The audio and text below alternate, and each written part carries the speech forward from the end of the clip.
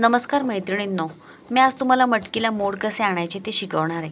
खूप जणांना प्रश्न पडतो की मटकीला मोड कसे आणायचे आणि भरपूर जण आयती मटकी घेऊन येतात, पण तिचा खूप वास येतो, ती कपड्यात बांधलेली असते, तो कपडा आपल्याला माहीत नसतो धुतलेला आहे किंवा नाही। म्हणून आज मी तुम्हाला घरीच शिकवते की मटकीला मोड कसे आणायचे। सगळ्यात पहिले मी 2 वाटी मटकी घेतली आणि ती पाण्यात भिजत ठेवली। पहिले स्वच्छ धुवून घ्यायची मटकी आणि नंतर पाण्यात भिजत ठेवायची।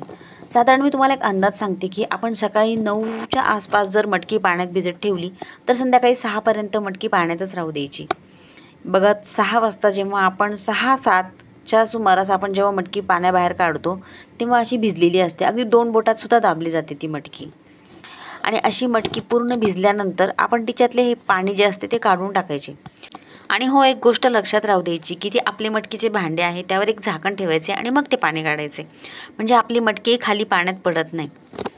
अशी जर आपण मटकी पाण्यातून काढली आणि ती सकाळपर्यंत साधारण तशीच झाकून ठेवली तर एकदम सुंदर मोड येतात। आपण नक्की ट्राय करा आणि कमेंटमध्ये कळवायला विसरू नका की आपल्या मटकीला असे सुंदर मोड आले किंवा नाही आले। आणि हो, व्हिडिओ लाईक करायला विसरू नका। लवकरच भेटू आपण नवी एक रेसिपी घेऊन। चला तर मग गरमागरम मटकीची उसळ करायची तयारी करूया। Bye bye.